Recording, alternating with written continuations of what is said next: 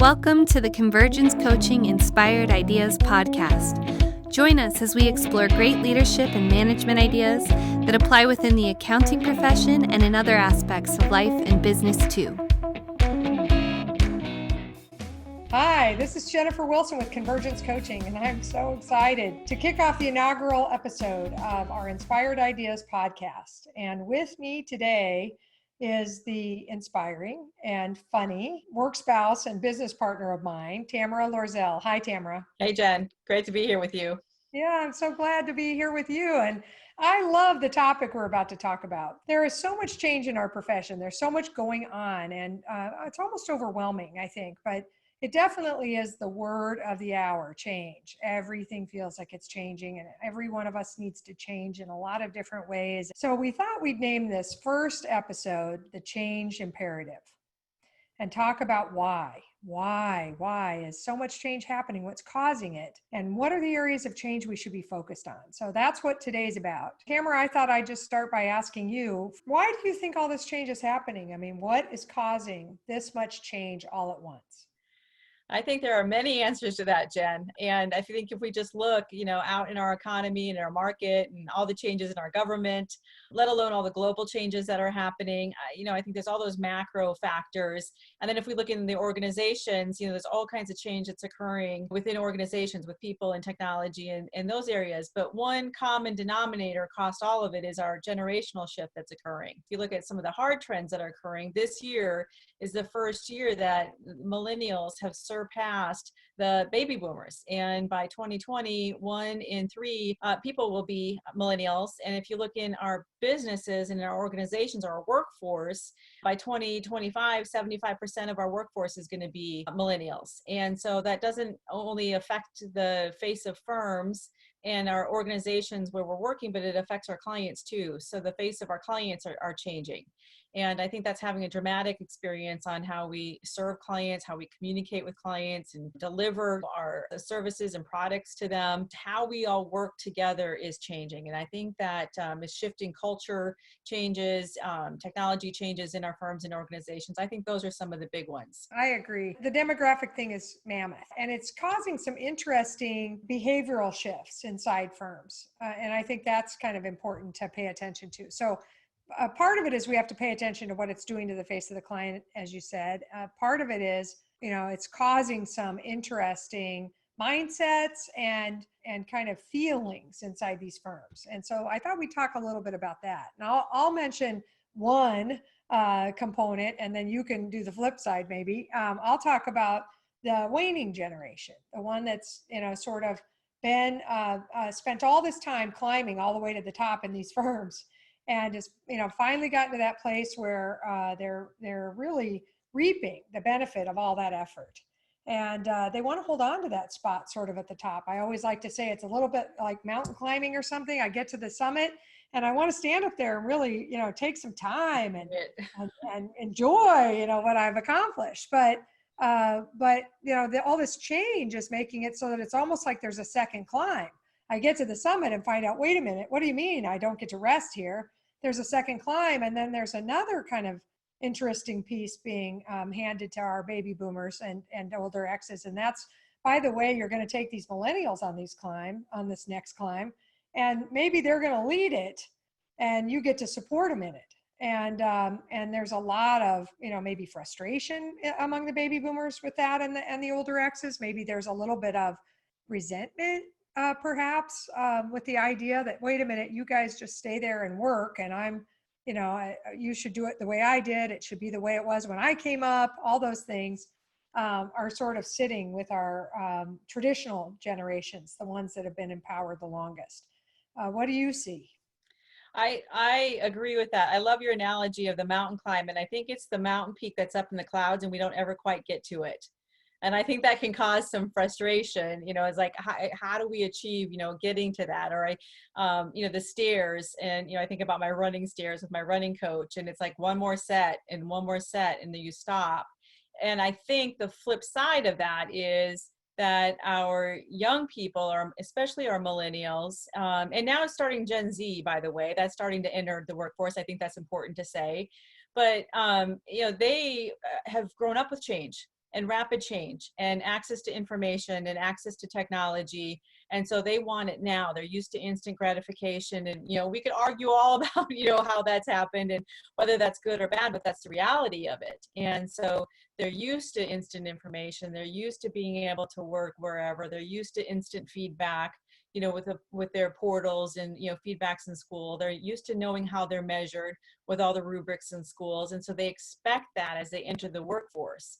And so I think that's, a disconnect, because that's not how, many of us and, our baby boomer leaders and older Gen Xers, have grown up and, how they developed. And so they do expect us to develop the same, and it's not the same. I know. And, I think that what we have to realize, and this is the advice, I guess, that I give to the traditionalists, the guys that have been in there the longest, is that, we want to do business in the marketplace we wish we had, but we have to do business in the marketplace we have. And we have to anticipate the marketplace that's coming. And we really believe that baby boomers and older X's need to find a way to say, hey, the market is changing so rapidly, and the people who are driving it are these millennials and these maybe very old, the oldest Gen Zs. And how do we get those people to come in here and help us drive it? So yes, without a doubt, the change imperative is next gen talent and next gen clients have different values, different expectations, and they have all the market power. And so how can we as firm leaders facilitate creating workplaces and creating service provider offerings that next gen clients and talent are going to want to work with us above others? And what kind of changes are we going to have to make? And I think that's causing the change imperative. Yeah, I think so too. And I think the flip side that you were talking about, like advice to traditionalists, I think advice that, we've been giving to, that next gen workforce is, how can you learn, how we've gotten to where we've gotten and how the organization's been built, and then take all of their knowledge, their technology, what they see can be changed, and marry that. It's almost like a step that gets skipped sometimes, I think. And so if we can facilitate that, they'll be able to come in and be more ready to drive change. And I think that's super important to understand as we come in and we see things. It could be, my arms are crossed and this is dumb and my eyebrows go down and I see something better. But if I can come from it, how did we get here? And I can learn, then I can marry what I see as possible in my knowledge. And I think that's important too. That's part of that mindset shift. I think that's important to convey. Well, so Tamara, we've been helping firms for a while try to navigate this change, and we've been trying to figure it out ourselves too. And we place change into 3 buckets. I wondered if you might want to talk a little bit about that and give some examples in each of the 3 buckets, and just have our listeners better understand that.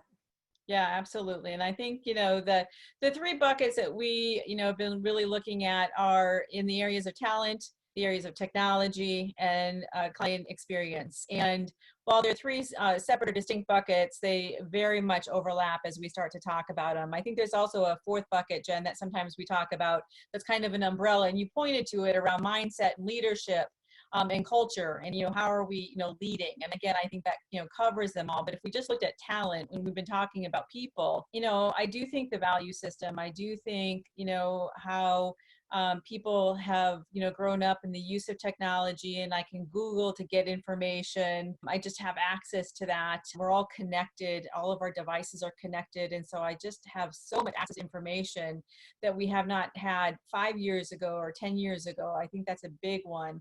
And I think part of that then really points to flex and how we work, and being able to have more control about when and where I work and how I work. And I think that's different versus the traditional, I have to be in the office and, do the commute. And, how we work is different, and how we want to be able to work. I think Gen X really started to introduce this work-life balance, saying, I want to be at my kids', baseball games, and watch baby boomer parents, maybe struggle with some of that and have to really work hard, and, career was a priority. And millennials today are like, it has to be that way. I have to be able to do it all and figure out how to produce it all. And I think that's one of the big talent challenges that firms, have really been, figuring out how do we migrate to that so that we don't give up our non-negotiables with client service and profitability and responsiveness and all of that with the changes in how talent works. So those are some of the big ones I think that, we've seen. And, also what skills are required for talent. It's been a very technical profession. And I think it's a people-based profession, and advisory and the whole movement of consultative, in our relationships. So that's changed how we develop people and the kind of skills that we're looking for. Yeah. So those are some big ones I see. And I could start to talk about technology, but before I go there, any other thoughts you have on talent? Well, I've got a kind of an overarching umbrella one. I mean, you hit on some of my big hot buttons, but I would also say right now inside firms this minute, and this is, 2019, late 2019, huge capacity issues inside firms and an enormous challenge that we're facing right now with firms not really having the right talent or enough talent to manage their current workloads, and everybody being overwhelmed with work and feeling very stressed about that and feeling like they can't do proactive change initiatives or personal development initiatives, and some tremendous frustration among the talent and maybe a little bit of minimization among the leadership. I think firm leaders are like, hey man, this is busy season, this is normal, we've lived through worse, those kinds of things. But this capacity issue has been persisting for some time now. I'd say at least 2 years of real serious shortage. And so I think in the talent area, one of the change imperatives is figuring out capacity, which means hiring different kinds of people, hiring non-CPAs, reworking service delivery models to bring non-CPAs into the service delivery process, outsourcing, all those things. And I think that is so important that it's going to be the subject of our next podcast episode. There's no doubt about it that we have to talk about capacity first, because without capacity improvements, it's all this change discussion can be a little bit academic. I agree. I mean, I think that's one of the biggest challenges is anytime we talk about new initiatives or new services or ways to serve clients, or even let's call some clients, I don't have the time to even do that, and it's a capacity challenge. And technology and, process improvement and lean and all of those things I think have been huge for firms to really look at and address, but that takes capacity to, drive those initiatives as well. So it's definitely, a push and pull that, we're seeing firms experience. So let's talk for a quick second about some of the things driving technology change. What are your top, few that are on your list of things that you're just hearing firms talk about or worry about or work on? One big one, and it's tied to talent, is this ability to work remote. And how do we really enable, from a technology perspective, remote workers and providing more of that flexibility and that control? And, how do we, create the culture? How do we train people? How do we communicate? I think that's new and different for a lot of, existing leaders today, and trying to figure that out. And so I think figuring out how to use and get really comfortable with those technologies. And, we're a virtual company and we still struggle with those technologies, and we're learning those every single day. I think that's one of my, top ones for sure. I also think just really getting support with the scheduling and, the workflow technologies is another big one that we're seeing. And then this is one that's like, people are evaluating, where are we going with data analytics and AI and, all of those new trends. And it's not out there in the future, it's now. And so how can firms capitalize on that? And I think that's something that we see some firms sticking their toe in, but most firms are like, I'm not sure how or when it's going to apply to me. And I just think it's going to be here way sooner than they think it's going to be. And we need to get ahead of it. I agree, Tamara. And I would put data and all things data kind of almost at the top of my list, not just for technology trends, but also client experience trends. Yes. Our next gen clients are going to expect to be served like, I don't know, they're going to expect your website to be a little bit Amazonian. They're going to expect it to know them and personalize, and they're going to expect it to serve up ideas and solutions and ask questions and interact. And most of us don't have anything close to that. And not only do we not have the technology built to have that interactivity, we don't really have the data collection happening on the clients. And the databases that we do have are disparate, and they are not very clean. And up to this point, I think most people have sort of paid lip service to data. Yes. And, I always use the example when I'm talking to firms or to audiences, I'll say, how many times and for how many years have your marketers begged you to just get an email address from somebody and put it into the system? And it's something so simple as an email address. And we act like that's this, nonsense request that marketing's been making or something. And yet it is most critical piece of data. It's such an important identifier. And we might have 5 databases, and 2 of them have the email address, but they have two different URLs because the firm changed names or something. And the data's not clean in these firms, and it's hard to keep it clean. We underinvest in admin, so most firms don't have a data steward or somebody who's really militant about making sure the data is great. And if the data is not great, then we can't take advantage of artificial intelligence or personalization or data analytics or business intelligence or any of those cool things that are coming. So, and that's not, by the way, just a CPA firm problem. No. All the clients have the data problem. Many of them anyway do too. So anyway, I would put data on the top of my technology list, I think, Yes.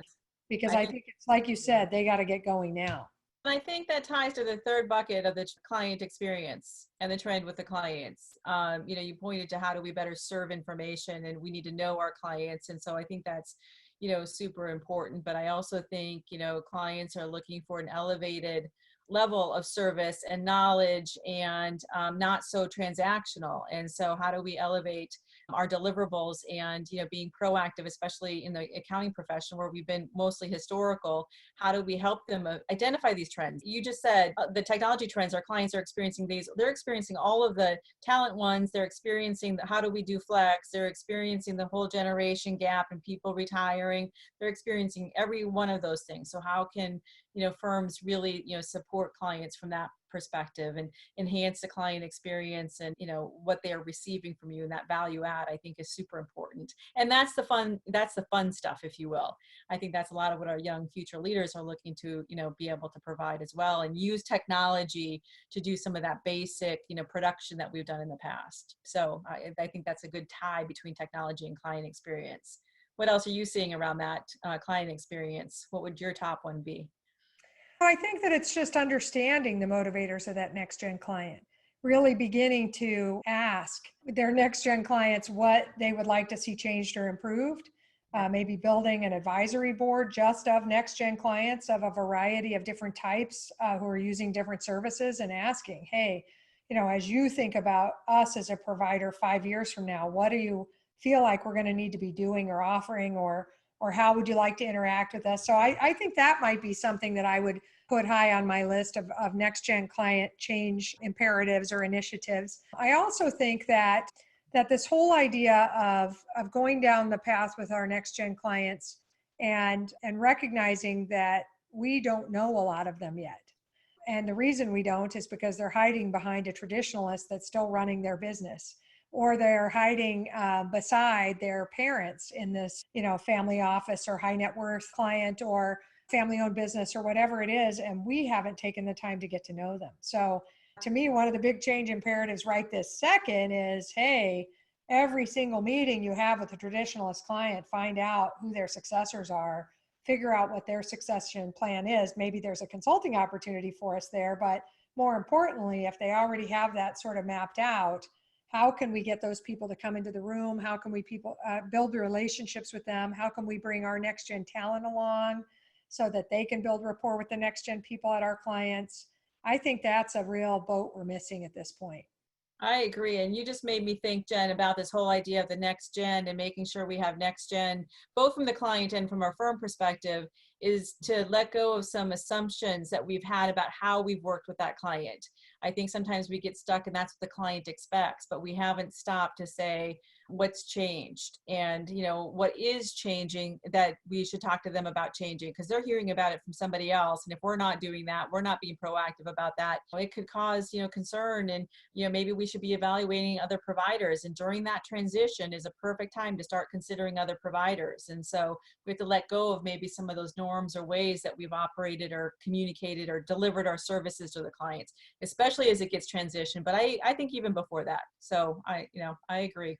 And Tamara, what you just made me think of is this idea. There used to be some sort of a car ad or something that this isn't your father's Cadillac or something like Yes. that. I don't remember what the ad was, but it was all about like trying to say, hey, we know you don't want to use your father's whatever Right. because we're too next gen for that.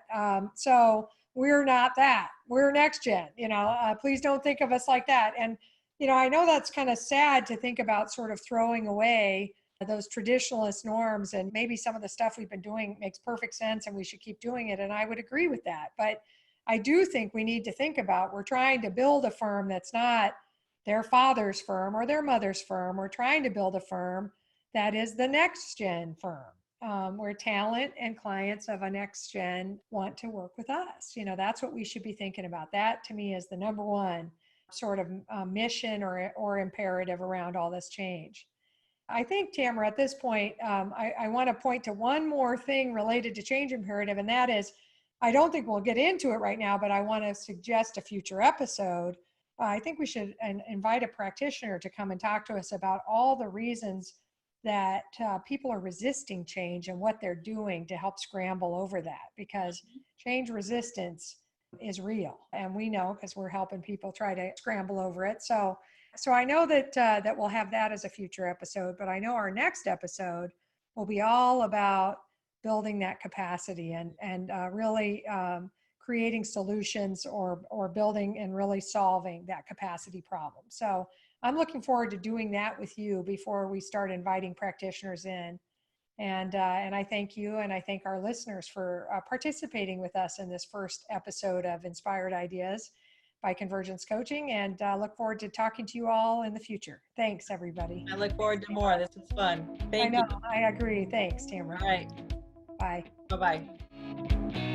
Thanks for listening to the Convergence Coaching Inspired Ideas podcast. Be sure to visit convergencecoaching.com to join the conversation, access show notes, and discover our fantastic bonus content. If you enjoyed this podcast, please subscribe and leave a rating and review. Have an inspired day.